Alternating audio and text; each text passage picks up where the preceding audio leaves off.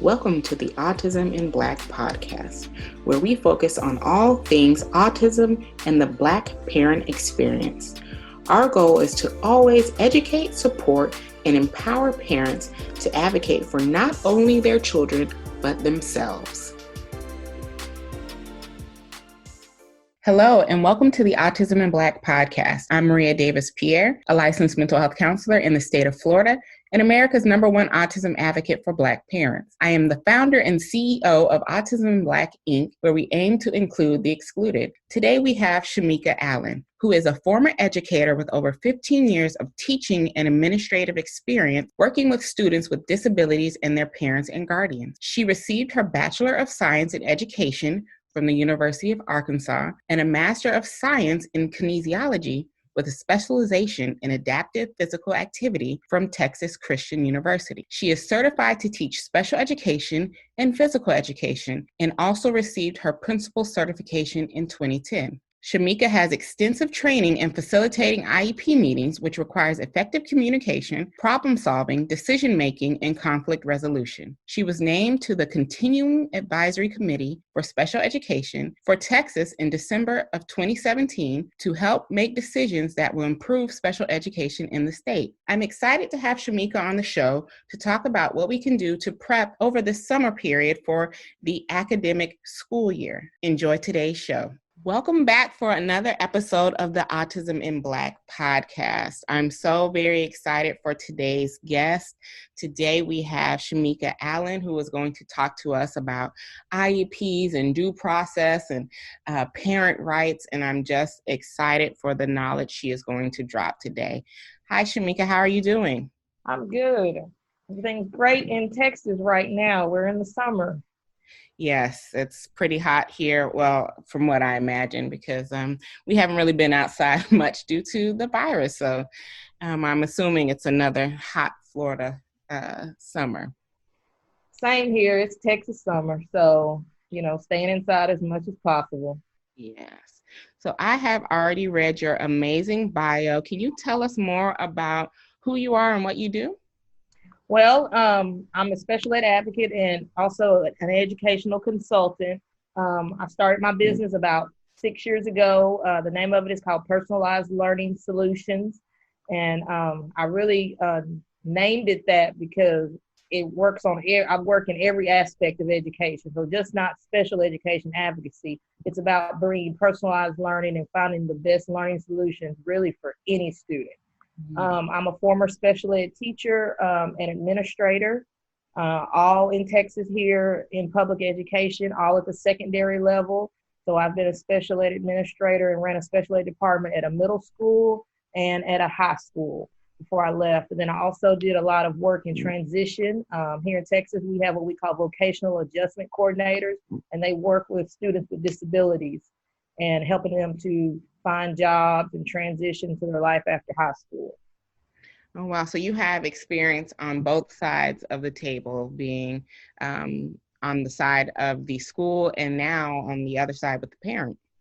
Yes. I mean, I felt I was always, even in the public schools, I was always on the side of the parent. There's just times you have to do things if you wanted to keep your paycheck. But even when I was in public schools, I was always advocating for the student, and the student's best interest was always the forefront.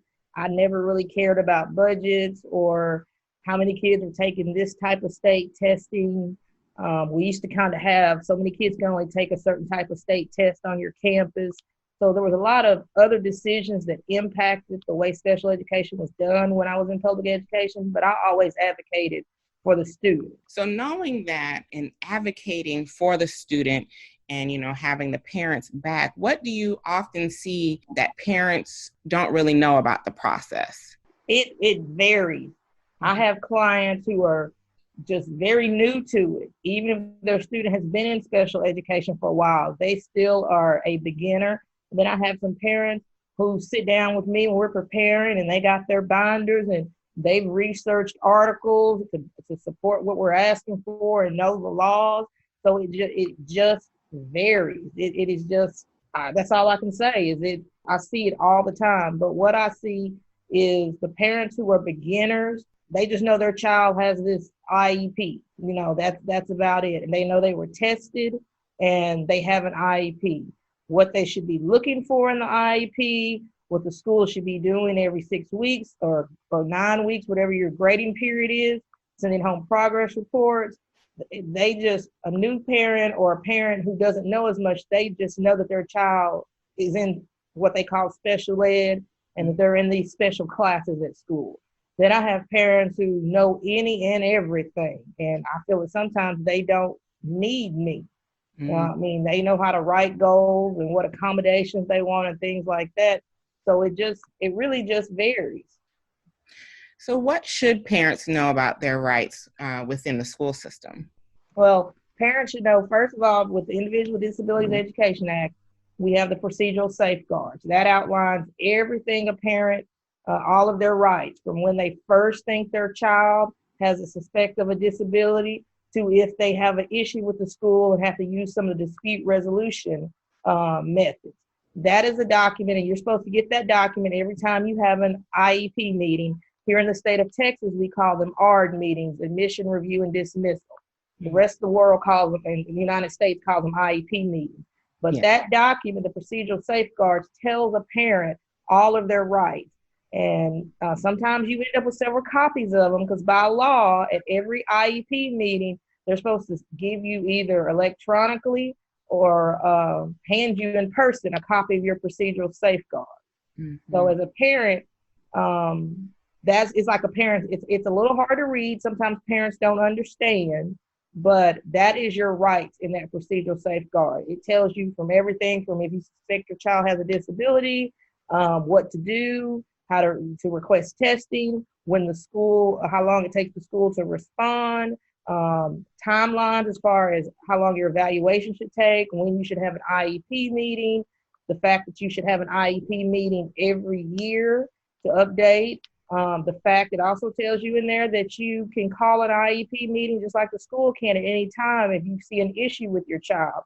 And then it also outlines what a lot of parents, even some of my seasoned parents and clients don't really understand is the dispute resolution process. It tells you in there the stages and what you can take and the steps you can take if you have an issue with the school that cannot be resolved with going into IEP meetings, the dispute resolution process. So a lot of parents just get it and don't read it, but it is an important tool and it tells you everything that it outlines the special ed process. So I would tell any parent, especially a parent who's new into special ed and has a newly diagnosed child and just started getting services, you need to review that procedural safeguards document. And it does get updated. I know we get updates here in Texas and it changes, but anyone new, your child's new diagnosis, whether it's in elementary school, middle school, I have had students diagnosed in the 9th and 10th grade with disabilities. So I would say if you want to understand the process, that's the first thing you need to look at. That is great advice. I know personally, when being in my child's IEP meetings, they kind of have a loaded question regarding the procedural rights. They're like, this is long and you've probably had it so many times. Do you want us to go over it with you, or would you just like to go over it, yourself? It's kind of a loaded question that makes you feel like, oh, if it's that long and our meeting isn't, already, within a short time period, do I want them to go over these rights? So it's kind of like a loaded question sometimes. Well, and here in Texas, parents have to sign that they've received it every time. So, you'll have parents who make jokes. Oh, I got copies of those. I use those for coasters at my house. Because by law, you're supposed to get a copy every time you have an IEP meeting, whether it's initial meeting, your yearly meeting, or you call a review meeting. They have to offer you, not just offer, they have to give you a copy of procedural safeguards. You as a parent have a right to say, oh, I already have a copy, I don't need that. But legally under IDEA, which is the Individuals with Disabilities Education Act, a school district the school personnel has to offer you a copy of the procedural safeguard every time you have an IEP meeting. Okay. And I know you mentioned an IEP binder. For those of For those listening who don't know what that is, can you explain what that is? Well, that is something that most advocates do. It's a way of keeping parents, their paperwork organized. But I'm really big on it. It's part of the education I teach. Being a former educator, I'm just not there to advocate for a parent and do everything for them. As part of my advocacy with them, I teach them and I show them and I explain to them everything I'm doing. We are doing this because this is the reason I wrote this way. We're writing goals this way, because there's comes a time, my philosophy is I'm educating them because I'm an educator by nature. If the same clients stay with me, I can't help new people because I can only do so much. So if I educate them, and I typically have a client stay with me anywhere, it just depends on the situation, 1 to 3 years. I need them to take the knowledge that I have taught them and to expand it, because as you know, as being a mother of a child with a disability, there's support groups and you talk to other parents. So I want them to share that information with other parents. So as part of that, I teach them how to keep their paperwork and how to store their paperwork. So it's best done in a 3-ring binder. It's something that you can carry with you to meetings, whether it's a IEP meeting, whether it's a parent-teacher conference. All of your paperwork is organized. So we do it in sections. So the way you start, a child gets services in special ed, it starts out with evaluation. So that should be your first tab. And I tell them to use dividers. So that should be your first section of your binder is your FIE, which is your full individual evaluation. And you get that at the beginning when your child is assessed for special education, and then you get a new FIE every 3 years. As a parent, you can request testing at any time if you feel there's an issue in other areas, you suspect disability in other areas. So that should be the first section of your folder. That's going to tell you what your child's disability is and what cognitive testing, achievement testing, if they had any behavioral testing done, any testing for any of the other related services, OT, PT, if they had a functional behavioral assessment done, all of that. That's in that assessment. That is the starting point. Next, you should have at least a copy of your most recent IEP. This binder can also be made for students who are on a 504 plan. So you would have a copy of your most recent IEP or your 504 plan. Next, by law, you're supposed to get updates on your child's IEP goals. So this will only apply to a child who has an IEP. So based on your school's grading period, whether it's 6 weeks, 9 weeks, your child's going to get a report card, just like a general ed student. And then they're going to get a copy. You're going to get an IEP progress report, which is an update on their goals. That needs to be the next section of your binder. And you need to keep those at least for a year until the next school year starts. So you have every grading period's progress reports. So you can see where your child was at the beginning of the year. You can see where they are at the end of the year. And then you can see where they are at the end of the year when school starts the next year and you get the first progress report. You can see if your child's had any regression and recoupment issues going on. So that third section of the binder is your IEP progress report. Another section after that should be if you get any work samples, especially if you have any kind of outside services for your child, if you have an outside tutor or anything like that, and then work samples from the school.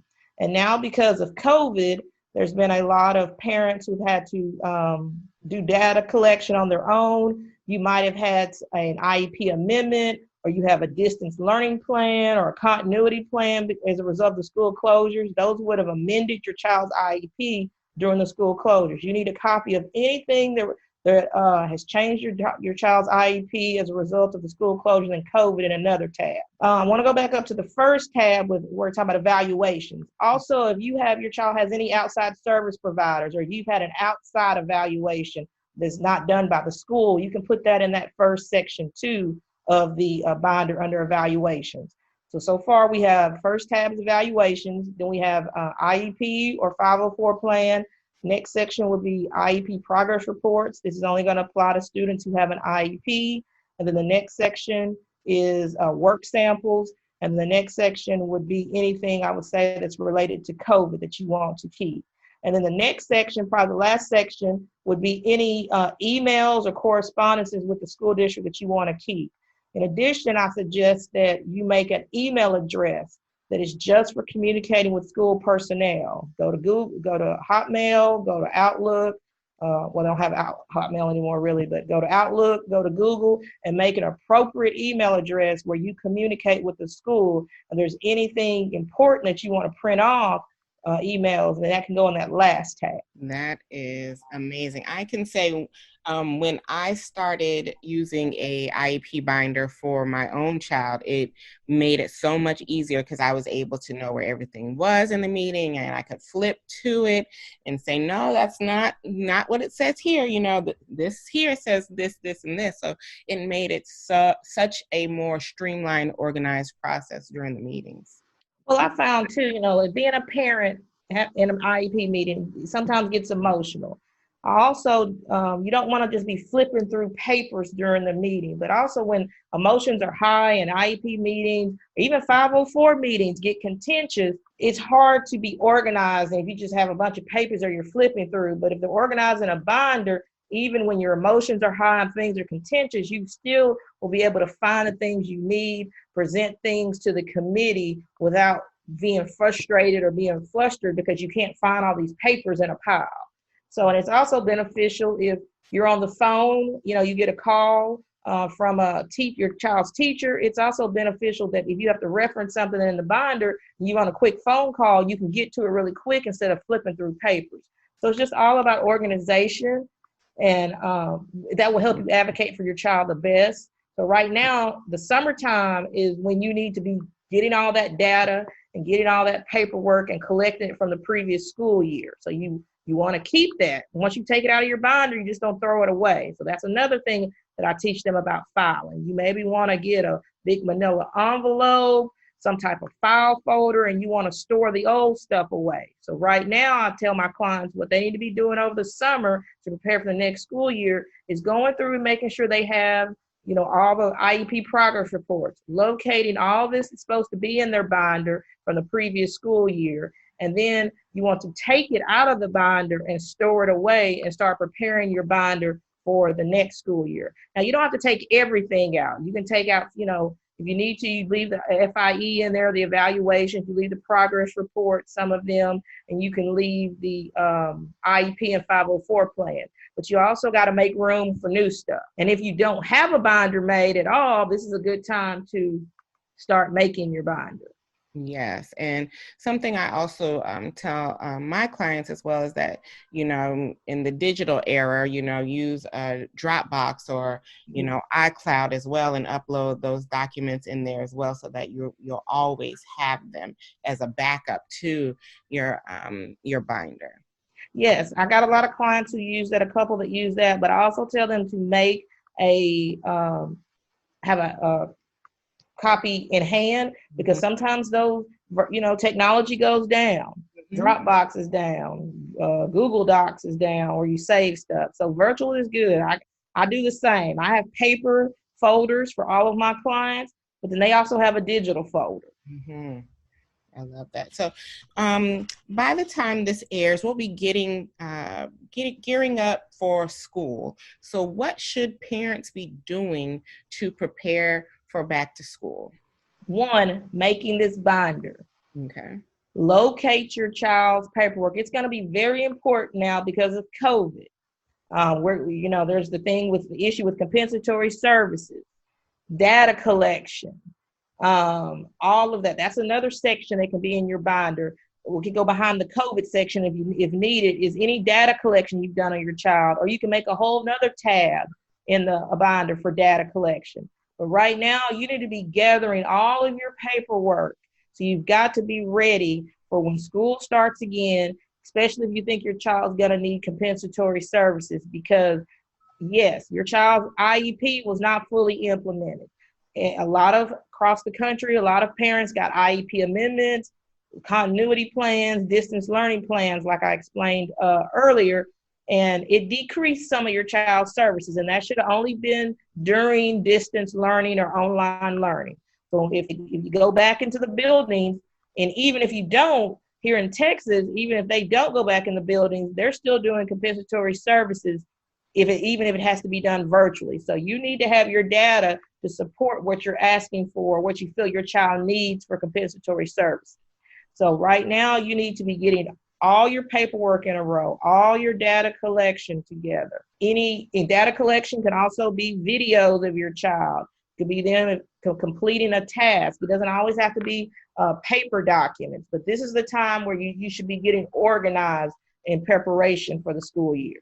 And you mentioned data collection, and I know that scares a lot of parents because they don't know exactly what to do when it comes to data collection. Do you have any tips for how parents should take data collection for their child? So the data collection for students with IEPs is you want to be collecting data on their goals, just like like at school with like a teacher. You know, they're supposed to read so many sight words with such accuracy.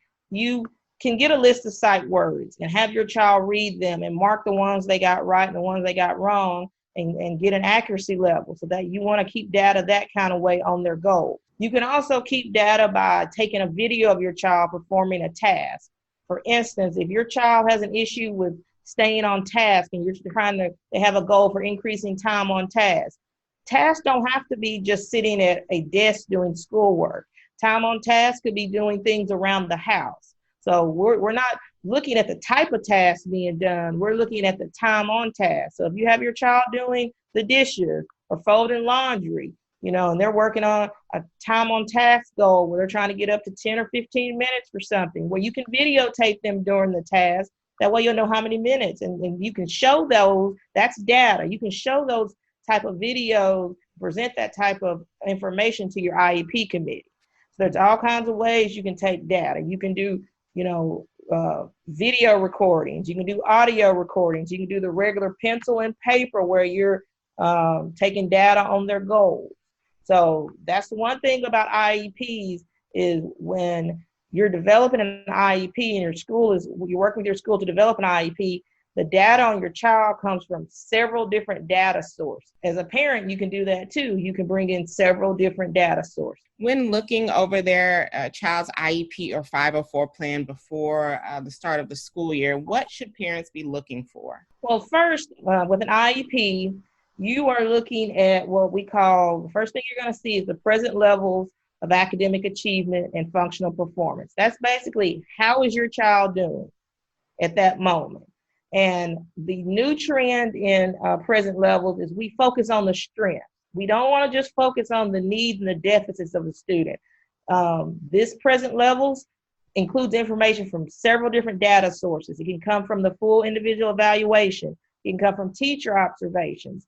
In this present levels, you can talk about the goals that they have mastered, how they're doing on their goals. It can also talk about what accommodations work well and not well, but it also needs to include the strengths of the child. And then it can talk about areas of need. Another thing that I do for my clients that we have included in the present levels is that I have my clients write a vision statement for their child. It's individualized to that child. It includes short-term and long-term goals. It's a statement about where they see their child anywhere from 1 to 3 years. So, you know, if they're in middle school, they could talk about where they see their child in high school. If it's in elementary, where they see their child at the end of 5th grade. It can address certain behaviors they hope their child eliminates or decreases, but it's a vision statement that I have my clients type up and write up, and then we present it to the IEP committee, because I know everybody's not ARD like we hear in Texas. It's read at the IEP committee meeting when they're going over present levels, and then I have the copy included with the IEP. So the first thing you will see is that present levels. You want to make sure that's an accurate depiction of your child.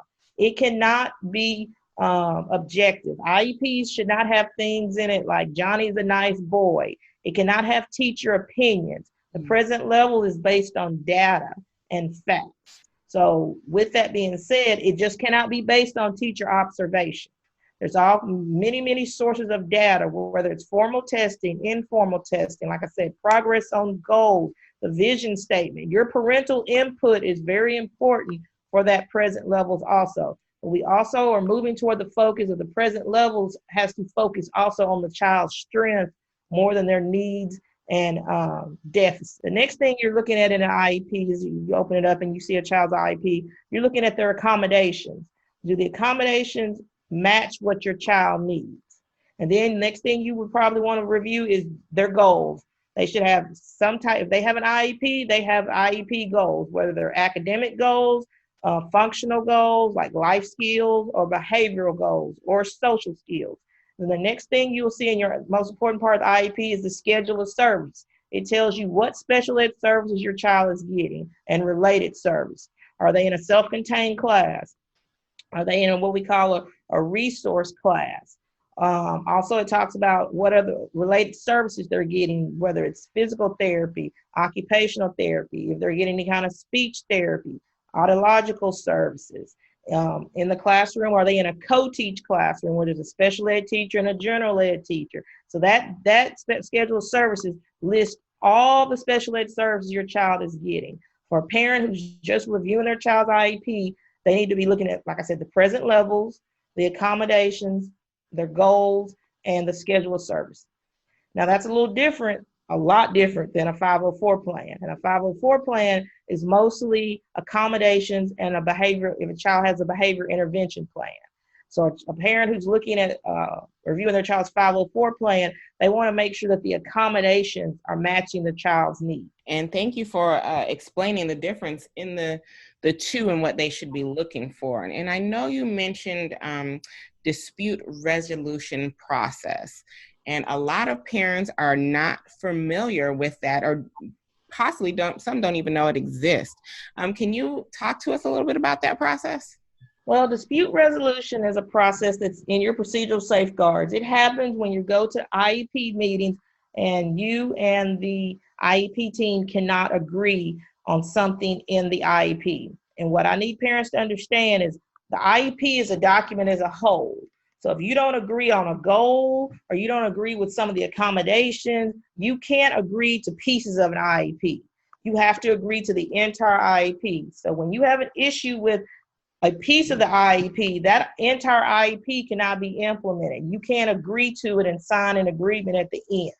They can't just, the IEP team, the school cannot just implement the goals and not these accommodations. You have to agree to it. It's a legally binding document. You have to agree to it as a whole. So when you don't agree to it, there's a couple of things you can do before you get to dispute resolution. You can recess the meeting and let everyone take a break and reconvene. That can happen. That's before you even enter in dispute resolution. But if it gets to a point where you just know you and the team cannot agree, there is a dispute resolution process that you can go through. There's several different here in Texas, the way they break it up, there's several different stages you can go through. You can ask for a mediator. You can go to mediation. You can, what we call here, you can ask for an ARD facilitator from our state education agency. That person does not work with the school district at all. They're just coming in to facilitate the meeting to help keep it moving. You can also ask for a mediator. A mediator will come in and do the same thing. These are people who are not employed by the school district. But if you just do not agree and don't want to go through these steps, you can file in dispute resolution. Those are all things in dispute resolution. That's helping you and the school district resolve your conflict that you have. But if those don't work, you can file what they call a special education due process hearing. So a due process, that is a legal process.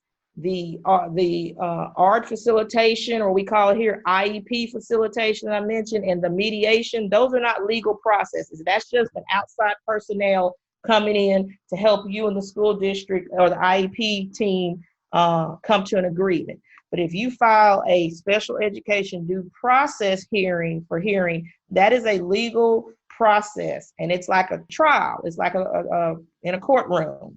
That's exactly what it is. It's going to be like a trial, and it is requested by the parent and the school when the school do not agree. And there's certain areas that you can only use due process for. That's identification of your child's disability, if you disagree with the evaluation, the educational placement, or the services, and which all are regarding the provision of FAPE. So that's when you can request a due process hearing. Under due process, there's steps you take before you actually get to the hearing or the trial. You have to go to resolution meeting. That's where you meet with the school district again and the IEP team and try to work it out. If you don't work it out during the resolution, either side can request mediation. That again is what I talked about before, where an outside personnel, and a lot of times the school district at this point will have an attorney And then a parent can have an attorney, or they can do pro se, do it themselves. Or here in the state of Texas, someone like me can represent a parent in due process hearing once I'm vetted by the hearing officer. And what I mean by vet is they look at my experience and my background and say, yes, you can, and say, do I have enough experience and knowledge of the federal laws and of our state laws to represent this parent in due process? That's still considered pro se, but Texas is one of the only few states where a non-attorney advocate can represent a parent in a due process hearing. So once you file for that due process hearing request, you will get a hearing officer assigned to you, and you will get paperwork just like you see in court. You will get orders. It outlines the timelines for your due process. So the first step, like I said, is a resolution meeting. You go back and you meet with the school district. There's no attorneys there. There's no mediators. It's almost kind of like another IEP meeting. You're going back and talking about the same thing that you disagreed on, trying to see if you can get it resolved. If that can't be resolved, either side can request mediation. That's where you have to agree on the mediator. Here in the state of Texas, we have mediators who work for the Texas Education Agency, and you have to agree on the mediator. And then you go to mediation. Mediation can take anywhere from 2 hours to 8 hours. I've set an 8-hour mediation. Mediation is the last step before the actual hearing. They want you to resolve before you go to hearing. That is the whole outcome. That is the whole purpose. So even after mediation, you've done resolution and you don't agree, you go to mediation and you don't agree, even after mediation, if the school district, the IEP team, and the parent agree, then the hearing can be called off. If that doesn't happen, you go to hearing. It's just like a trial. Each side can call witnesses, there's evidence, and you're trying to convince the hearing officer to agree with you and make a judgment in your favor. So that's what a lot of parents don't know about. That's outlined in that procedural safeguard. Parents will get to an IEP meeting and they will disagree and things are contentious and they can't agree. And a lot of parents don't know where to go to from there. That's the due process. You can go to due process. You can use any of the dispute resolution techniques or choices options. So before you go to due process, you need to see if your state has something called IEP facilitation. That here in Texas, we have that at the local level. You have it in school districts, and then you can have it at the state level. And if that doesn't work, then you can request a mediator from our state education agency. And if none of that works and parents and IEP teams still don't agree, the parent can exercise their right to request a due process hearing. Then under due process, you go to resolution and you can go to mediation before you actually make it to hearing. So it's a full trial. Yes. It's a legal process and it's very expensive.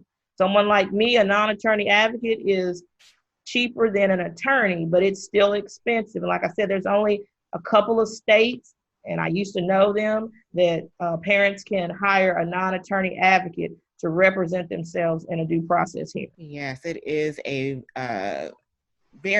be a very lengthy process as well. And I think a lot of parents don't understand that the last IEP that happened is the one that will be that's there until this is all. Yes, that is the one that's in place. It's called that. There's a stay put that's put in order. So basically, the child stays put in the last placement that they had. So the last IEP is the one that will be in effect until a decision to the due process is done. Say, for instance, you agree in resolution, there will be a resolution agreement that will be drawn up. If you agree in mediation, that day they will draw up a mediation agreement and you will sign. And the school district has to abide by the things that they sign to in those resolution and those mediation agreements. They can't sign and then go back on that. That resolution agreement and mediation agreement is a binding contract. Yes. And, I think many of you who listen to the podcast know that, I'm currently in a back and forth with my daughter's school. And even though I am a parent advocate, I'm still, when it comes to my child, I'm fueled by emotions of a parent. So when I hired my attorney, I was like, I'm ready to sue the school. I'm ready to, take them to the due process. And, she was like, let's try to resolve this, within the meeting before we go that far, because it could be so lengthy and, the stay put with the IEPs. I was like, you probably have a good point there, but I'm just thinking as a parent, like, they need to make sure they're doing what they need to do for my child. So we are actually in a recess right now. We're coming back before school to have another go at trying to agree on her IEP. So it has definitely been a process, and looking at it from a parent's point of view rather than a parent advocate point of view has been a game changer for me as well. Well, that's not uncommon, Maria. I have about 4 clients who are teachers on my caseload. I have 2 that are special ed teachers. One lady taught special ed for 29 years. We went to due process on her own district. She retired and we went to due process on her own district, but she taught for 25, 29 years, and she still hired me because it's emotional. I have another friend that I actually worked with in Fort Worth ISD who knows as much about special education as I do and has run special ed department too. She hires me too because they go in, and y'all have to go in as the parent. You can't wear 2 hats. It's already an emotional, and like I said, sometimes these meetings get contentious, and it's very emotional. So it's hard to be the professional and looking at things as a professional aspect when you're trying to look at things from a parent's aspect. So I have people who are well versed in special ed, who are educators themselves, who hire me. And as we wrap up, do you have any resources, tips, advice, other than all the great knowledge you have dropped during this episode? Resources, I would say know your state agency website. Have access to that. There is numbers you can call from your state agencies to get answers if you have questions about things. There's people you can reach out there. Another advice is to every special ed student is assigned a case manager. They might call it different things in different states. Or in Texas, we call them case managers. Be very familiar with know who your child's case manager is. That's your first point of contact. Now, I know teachers move, they leave every year, child gets a different case manager. One of the first things you need to do, just like them learning who their classroom teacher is, because sometimes a student who has several different teachers might have only one of those will be their case manager. Just like learning who your child's teachers are, you need to learn which of those teachers is their case manager and who their case manager is. You become very familiar, because if you have an issue with your child services or their IEP or their 504 plan, that's the first person you need to reach out to, is the case manager. You need to know that person's email, their phone number at work, all of that. That needs to be information. That's your first point of contact, is your case manager. But you also need to know your state agency's website and information in case you have to call and ask questions other than the school district. You need to know where information is coming from your state special education agency. And then I would say know your child's case manager. That will get a lot of things done if you know their case manager and you can send them emails and ask them questions. That is a great bit of advice, because I know recently I just had to contact my child's because they started ESY this week, but with being digital and the pandemic, we didn't get her class added to her Google Classroom, and nobody has reached out to us. So I actually had to contact her case manager to figure out what was going on and why she wasn't added into her ESY classes. So that is a great tip for parents. Another tip I want to say is if you have an issue with your child's IEP or 504 plan, don't let it linger. Don't let it go on for weeks and then bring it up in an IEP meeting 6 months later or a couple of months later. Email that case manager. That's the reason why you have that dedicated email set up that's going to have an appropriate email address to communicate with your child's case manager. If you have a problem or you suspect an issue with your child at school, even if you suspect an issue with a teacher, you have a question about anything at your child's school, do not wait. If you have an issue with an IEP, do not wait. Contact that case manager. Thank you. And where can the audience reach you? You can go to my website, which is personalizedlearningforall.com. You can also find us on social media at Personalized Learning Solutions on Facebook and also Instagram. But my website would be the first place to go, which is, like I said, www.personalizedlearningforall. It has all of my contact information, email address, phone numbers, and all of my social media handles. Thank you so much for being on this episode and providing us with so much great information that we can all utilize. Well, it was great. That's the thing with me. I'm still an educator. And I might not feel, some people might say, well, you're not an educator in the classroom. I'm educating parents. Yeah. And I need them to educate, because one thing in special ed, and we had that problem here in Texas, and that's the reason why we had a corrective action plan, and we got cited by the U.S. Department of Education, the state of Texas did, is there was a lot of misinformation going around. People at schools telling parents the wrong information and parents telling other parents information. There was a lot of misinformation in the state, and they're working real hard to correct that. So I'm really big on giving parents the correct information, and I want them to tell other parents the correct information. So I'm still an educator. I might not be educating students every day, but I'm educating their parents. Truly appreciate that. So thank you for being on the show. And thank you all for listening to another episode of the show. And we'll see you on the next episode. Thank you. If you haven't done so, make sure to subscribe to our podcast so you can always be notified when a new episode drops. To get the resources shared on today's podcast and the show notes, make sure to go to autismandblack.org/podcast. And be sure to share your takeaways from the show on IG stories and Twitter using our official hashtag AIBpod so that we can find them and share them. And if you want to continue the conversation from today's episode, make sure to join our Autism in Black podcast Facebook community. And please make sure to answer the questions to gain entry.